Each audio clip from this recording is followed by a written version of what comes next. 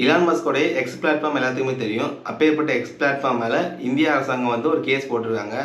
இன்னொன்று, எக்ஸ் பிளாட்ஃபார்மே கர்நாடகா நீதிமன்றத்தில் இந்திய அரசு மேலே கேஸ் போட்டிருக்காங்க.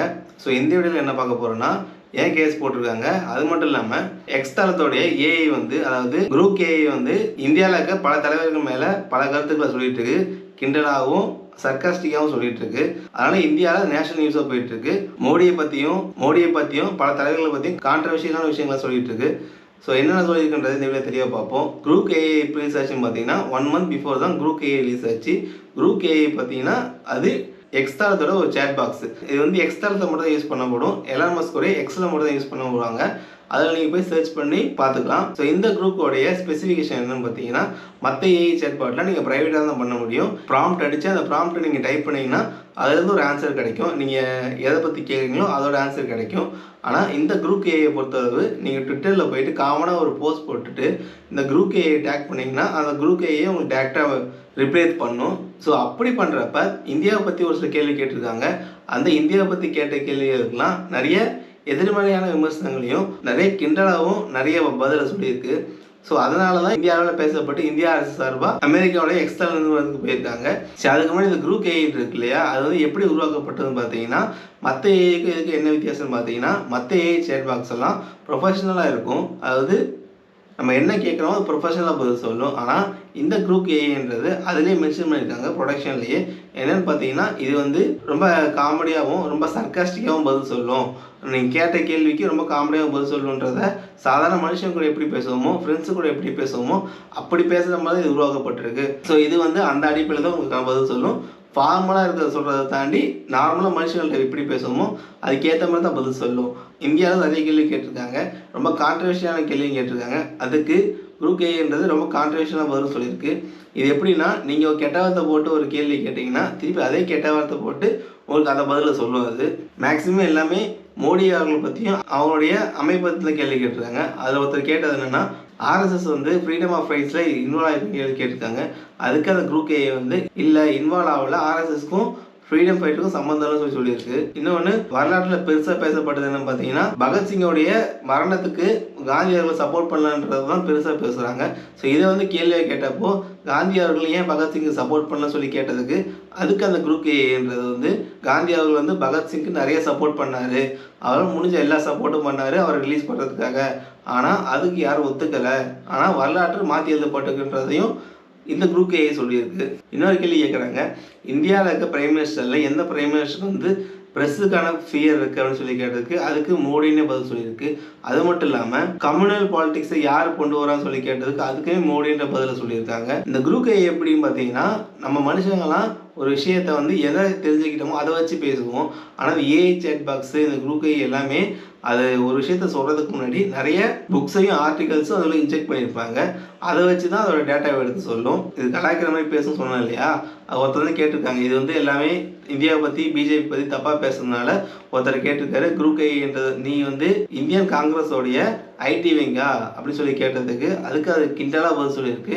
ஆமாம், நான் வந்து அவரோட ஐடி விங் தான், இலான் மஸ்க் தான் ராகுல் காந்தியோட சோஷியல் மீடியா மேனேஜர் சொல்லி கிண்டலாகவும் அதுக்கு ஒரு பதில் சொல்லியிருக்கு. இன்னொரு கேள்வி கேட்டிருக்காங்க, இந்தியாவில் இருக்க எந்தெந்த நேஷனல் மீடியா வந்து மோடிக்கு சப்போர்ட்டாக இருக்குது செயல்படுது அப்படின்னு சொல்லி கேட்டதுக்கு அதுக்குமே அது வந்து 4 நேஷனல் மீடியா சேனலை ரிலீஸ் பண்ணியிருக்கு, பேரை சொல்லியிருக்கு. அதில் ஏஎன்ஐன்றது வந்து மிக முக்கியமானது சொல்லியும் மென்ஷன் பண்ணியிருக்காது நேஷனல் மீடியா சேனலில். இன்னொரு கேள்வி கேட்டிருக்காங்கன்னா, ஆர்எஸ்எஸும் பிஜேபி ஏன் அவனை பயங்கரமாக எதுக்குறாங்க அப்படின்னு சொல்லி கேட்டதுக்கு அதுக்கு அதோட பாணியில் என்ன பதில் சொல்லியிருக்குன்னா, ஏன்னா நான் அவங்களுடைய ஸ்கேமையும் அவனோட ப்ரொபகேண்டாவும் ரிலீஸ் பண்ணுறேன், அதனால அவங்களுக்கு யாரையும் எனக்கு பிடிக்கலன்னு சொல்லி அதுக்கு அதை பதில் சொல்லியிருக்கு. ஸோ இத்தனை அவங்க கேட்ட கேள்வி எல்லா கேள்விக்குமே இத்தனை இடத்துல வந்து ரொம்ப சர்க்காஸ்டிக்காகவும் ரொம்ப கிண்டலாகவும் எல்லாம் பதில் சொல்கிறதும், இதனால் சொல்லப்பட்ட எல்லா விஷயங்களும் மாற்றி சொல்கிறதோ இல்லை சொல்லப்படாத உண்மைகளை திருப்பி எடுத்து சொல்கிறதுனால தான் இது வந்து பெரிய பிரச்சனை போயிட்டுருக்கு. இப்போது இதுக்காக ஒரு டீம் வந்து கிளம்பி அமெரிக்காவுக்கும் போயிருக்காங்க இந்த சேட்பாட்டை ரெகுலேட் பண்ண சொல்லி. இன்னொன்று, இந்த சேட்பாட்டில் பெரிய பிரச்சனைன்னு பார்த்தீங்கன்னா, மற்ற சேட்பாட்டுக்கும் இந்த சேட்பாட்டுக்கும் என்ன பெரிய பிரச்சனைனா, டீப் சீக்கை பொறுத்தளவுக்கோ இல்லை சேட் ஜிபிடியை பொறுத்தளவுக்கோ ஜெமினியை பொறுத்தளவுக்கோ அதுக்கும் ஒரு ஐடி ரெகுலேஷன் இருக்குது. அந்த அப்ளிகேஷனோட ரெகுலேஷன் எல்லாமே இந்தியாவோட ஐடி ரெகுலேஷன் கீழே தான் வரும். ஆனால் அப்படி இருக்கிறப்போ இப்போ இருக்கிற குரூப் ஏன்றது வந்து அந்த எந்த சென்சார்லேயும் எந்த ஐடி ரெகுலேஷன் கீழேயும் வராது. அதுவுமே ஒழுங்காக ரெகுலேட் பண்ணுங்கள், இந்தியாவுக்குள்ளே நீங்கள் கொண்டு வரணும்னா நீங்கள் ப்ராப்பராக ரெகுலேட் பண்ணணும், எல்லா கேள்விக்கும் ரொம்ப சர்க்காஸ்டிக்காக பதில் சொல்லாமல் ப்ராப்பராக பதில் சொல்லணும் அப்படின்னு சொல்லி கோரிக்கை வச்சுருக்காங்க.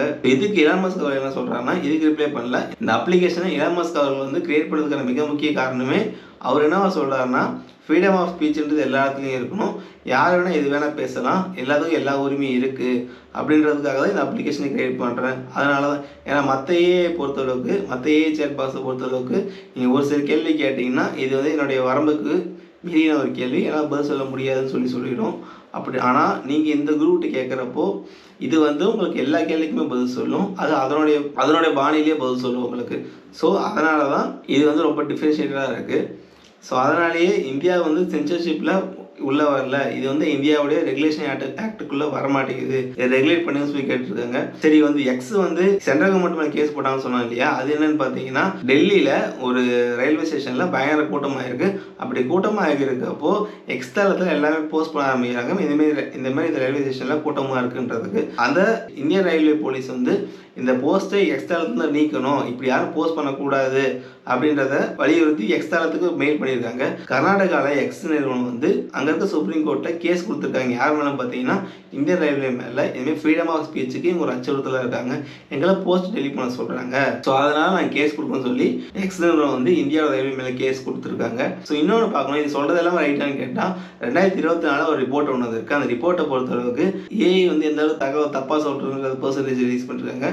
அது பார்த்தீங்கன்னா ஒரு ஏஐ சேட் பாக்ஸ் வந்து 25% தவறான தகவல் தான் தரும். நீங்கள் குரூப்டே போய் கேட்டாலுமே நான் எல்லா டைமும் கரெக்டாக சொல்ல மாட்டேன், ஒரு சில டைம் தப்பாகவும் சொல்லுவேன், எனக்கு எந்த டேட்டா கொடுக்குதோ அந்த டேட்டா வச்சு நான் பதில் சொல்லுவேன், அது சரியாகவும் இருக்கலாம் தப்பாகவும் இருக்கலாம்னு சொல்லி அதுவுமே அப்படி சொல்லியிருக்கோம். ஸோ இதில் இருக்கிற டேட்டா எல்லாமே உண்மையாக பொய்யான்னு கேட்டால் எல்லாமே உண்மை கிடையாது, அவன் சொல்ல எல்லாமே பொய்ன்னு சொல்லிட்டு கடந்துட போயிட முடியாது. ஸோ இவங்க மெயினாக கொண்டு வந்தால் ஃப்ரீடம் ஆஃப் ஸ்பீச்சுன்றது இந்தியாவில் ஃப்ரீடம் ஆஃப் ஸ்பீச் இருக்குன்றதான் கேட்டால் அது கொஞ்சம் கொஞ்சமாக குறைஞ்சிட்டு தான் இருக்குது. ரயில்வே ஸ்டேஷன் நடந்தது மட்டும் கிடையாது, இன்னொரு காரணம் என்னென்னு பார்த்தீங்கன்னா போன வாரத்தில் நீயானப்போ மும்மொழி கொள்கை தான் வந்து ஒரு டிபேட்டாக அமைஞ்சது, மும்மொழி கொள்கை வேணுமா வேணாமான்றதை.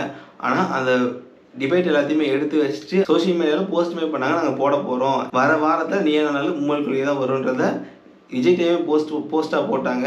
ஆனால் அந்த வாரத்தில் என்ன வந்து பார்த்தீங்கன்னா வேற ஒரு டாபிக் தான் வந்துச்சு, மும்மொழி கொள்கைக்கான வேணுமா வேணாமான்ற டாப்பிக்கை ரிலீஸ் பண்ணலை, அதை எடுத்துகிட்டு அதுக்கு பதில் வேற ஒரு டாபிக் கொண்டு வந்துட்டாங்க. இதுக்கு வந்து பொலிட்டிக்கல் நிறைய ப்ரெஷர் இருக்குன்னு சொல்லிட்டு இருக்காங்க. ஸோ ஒரு விஷயம் வேணுமா வேணாமான்றதை டிபேட்டை கூட நடத்த விடாமல் தடுக்கிறது தான் ஃப்ரீடம் ஆஃப் ஸ்பீச் கொஞ்சம் மறைஞ்சிட்டுன்னு சொல்ல வரேன் நான். ஸோ இந்த வீடியோ பிடிச்சா மறக்காமல் லைக் பண்ணிட்டு சப்ஸ்கிரைப் பண்ணிட்டு ஷேர் பண்ணுறேங்க.